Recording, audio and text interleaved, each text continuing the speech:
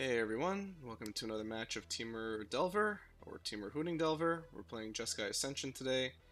Um, in the same theme as my first video, posted with this deck, we're going to be seeing a bit of salt today from our opponent, mostly because our deck is going to be doing what it's meant to do, which is clear the path for our game finishers, our game enders, our creatures. I'm starting the game here with Delver, turn 1. I don't have active protection from it, but I have access to a second land drop if we don't get one, and we have 3 other threats. So we're a threat-heavy opening hand. For game 1, that's not a bad thing. Usually game 1 you want to end the game as quickly as possible anyway, and you do that with threats. Here, Delver eats a bolt, which is okay. We get our second land drop, which is beautiful. We're going to fetch right away. Most likely get a Stomping Ground. Yep, because we want red. And we're going to play our Tarmogoyf. He's already 4/5, which is exactly what you want to see. Here we're seeing a Thought Scour. Maybe going to help our Tarmogoyf. Yes, it is. Thank you very much, opponent. And he's going to resolve. So now we see Pyromancer's Ascension in the graveyard. My first thought I was, okay, I'm playing Storm. But I don't want to spoil anything, but we don't really see this deck do much. Spoiler alert. So my opponent's thinking he has 2 mana up. He's definitely threatening counter magic, but there we go. We have another blue spell, which means we can use Force of Negation on our opponent's turn. We definitely can't use it right now, but we're going to put on a second threat, and yeah, going to get a Remand. Now, I probably did this knowing that a Remand is gonna counter the Tarmogoyf, but I kind of wanted to get it out of the way at the same time. I'm not going to play around counters that much game 1, only because, again, the main strategy game 1 is always to beat the opponent as quickly as possible. So let's see what we get here. So we get a Serum Visions. Before we do anything, we're going to attack and see what's up.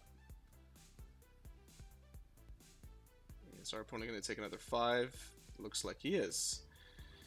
So we have a few options here.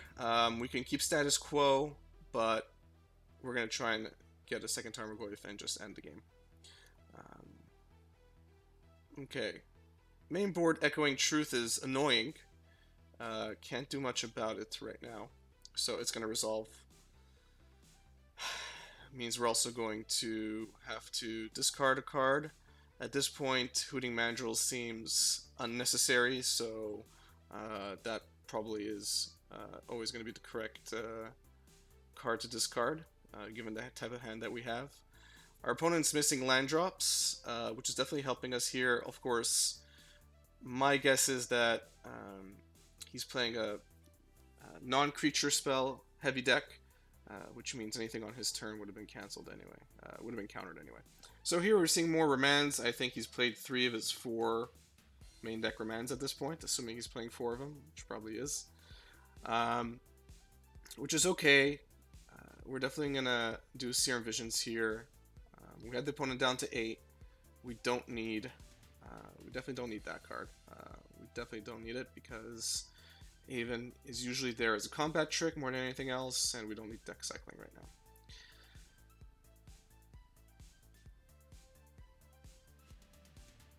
Serum Visions is fine. Not really afraid of our opponent filtering through his deck.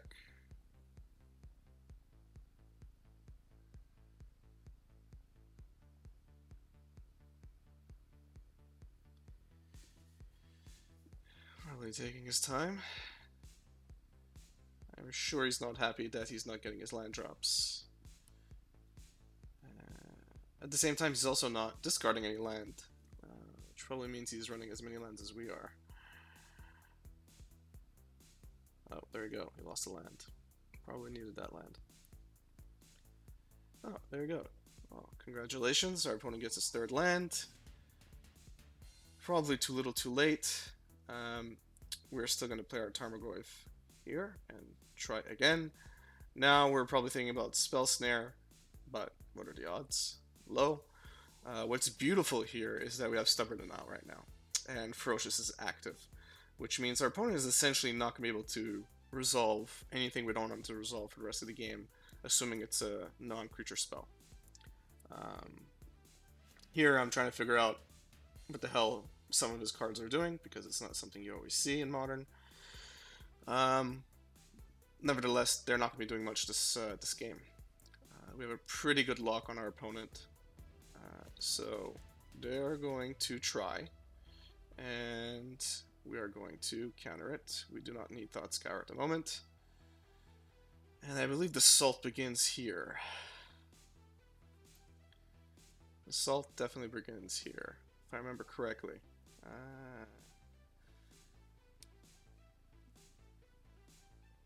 So we're gonna go in. We're definitely gonna bolt him. Nothing you can do at this point is gonna stop us from winning this game. And oh, look, a Force of Negation of his own. That's great. And of course he says a very nice word to us, but we have our own counter, and that's probably gonna cause him to concede. Yep, there we go. That's a Rage Quit step 1. So we did see some enchantments. I think it's fair to say we should have at least one response to that. Grafdigger's Cage, again, I'm hedging. I'm assuming that there's a potential that our opponent's going to be casting a lot of cards from their graveyard, which I want to stop. Again, at this point, I'm assuming that I'm playing against a Storm deck that never took off, or weird Brewish Storm deck that never took off. Simic Charm seems like an unnecessary card here. Aven as well. Don't really need that filtering. It doesn't look like we're going to have a lot of creature targets. So here's game 2. Here's our opening hand. Opening hand looks good. It looks good for what we've seen so far from our opponent. Keep in mind he is annoyed from that first game, because we countered his spells and we countered his counter spells as well when they counted. So we're going to do what we did in the first game. We are going to open with a Delver and see where that gets us.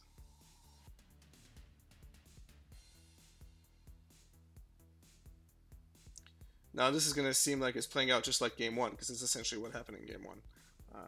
But that's okay. Our opponent is allowed to have answers as well, or else this would be a boring game. Thing in the Ice. Now I have to admit, at this point I was not expecting Thing in the Ice, and I did not side correctly for Thing in the Ice. I boiled this down to, lack of knowledge for what we're playing against. Serum Visions shows us Tarmogoyf. I think we want both at this point.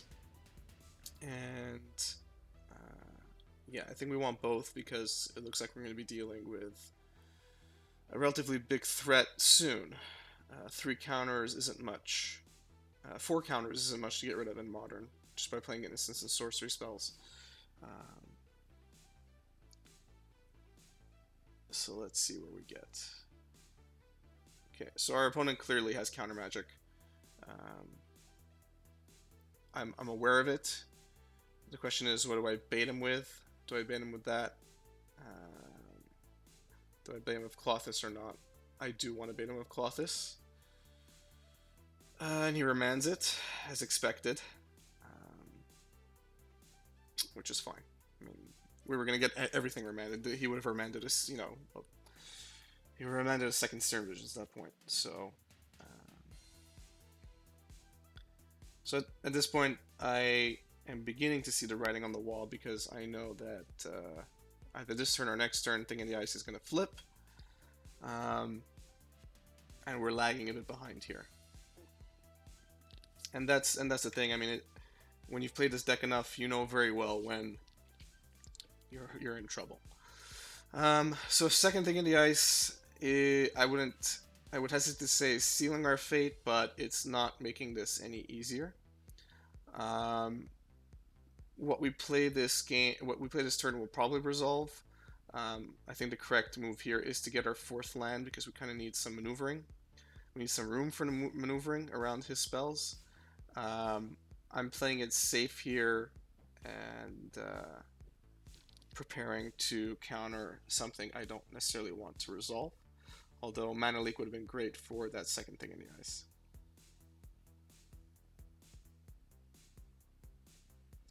So we're seeing Manamorphose. Questionable if something like that should be leaked or not. In retrospect, maybe I should have countered it, just so we didn't get the card draw.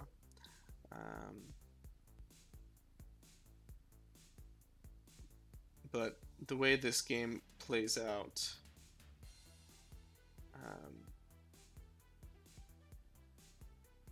I don't think it's going to make a difference. Noxious Revival is interesting. We're seeing interesting combinations of cards here. So, Thing in the Ice is doing its thing. And again, the main issue here is we remove Simic Charm, we remove Flame Slash. Both of those cards would be able to deal with Thing in the Ice.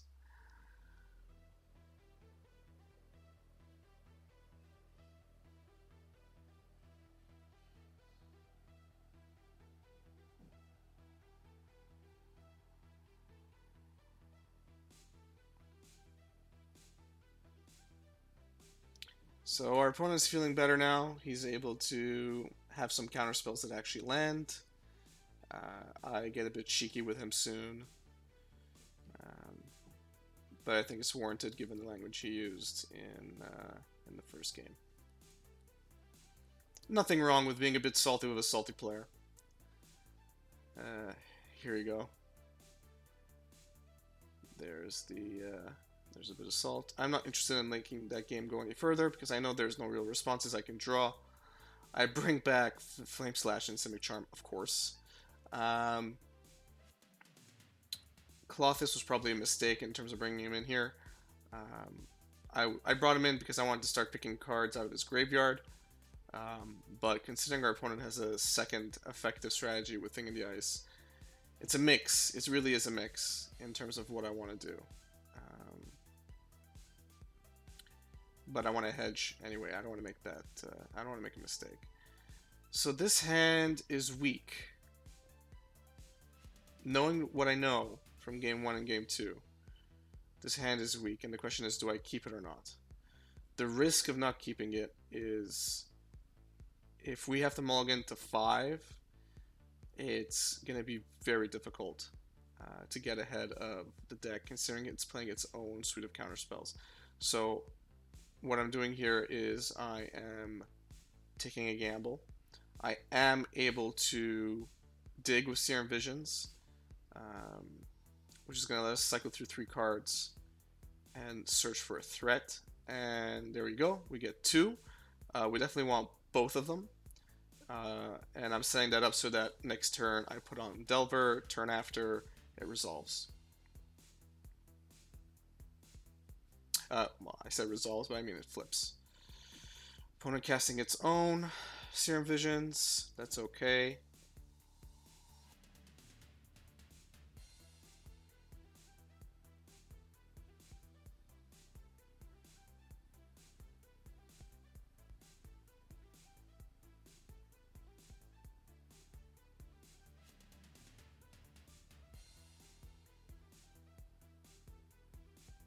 Taking his time.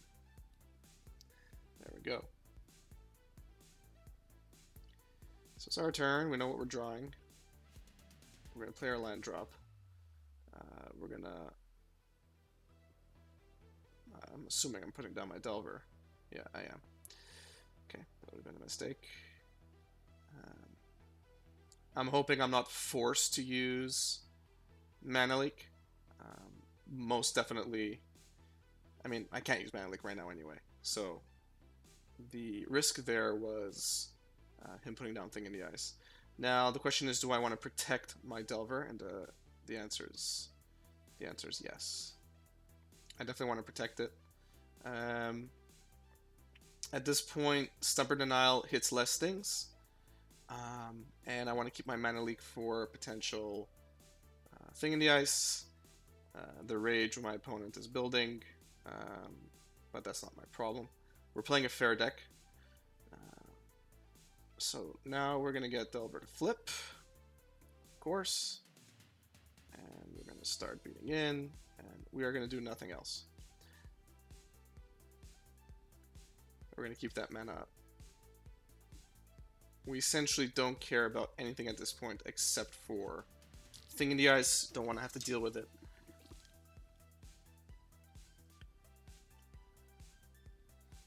Yeah, we're not letting that resolve either. And cue the opponent being really salty about that as well. I know this happens in basically any application you use to play Magic the Gathering, and it also happens in real life. Although in real life, your opponents tend to have slightly more courtesy when you're countering their spells. There you go. We got our 20 counter spells. He's right. I should have corrected him and tell him exactly how many counterspells we're playing. He'd probably be even more upset. So now we have him, right? Even though he's about to rage quit. We have him where we want him. There's really nothing. There's very few things he's going to be able to do at this point. Even if he resolves a Thing in the Ice next turn, we can swing in for quite a bit of damage.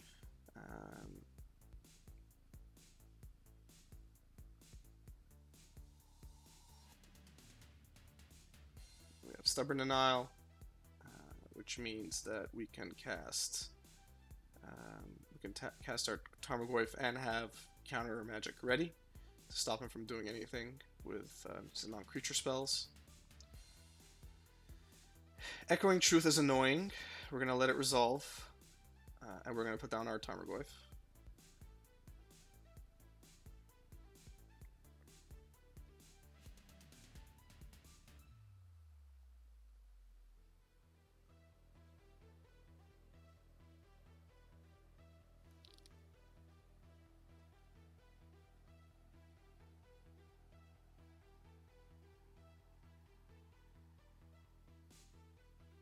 So he has 5 mana. He's probably flooding a bit here. Yeah, that's why he's filtering through. Probably doesn't get the card he wants.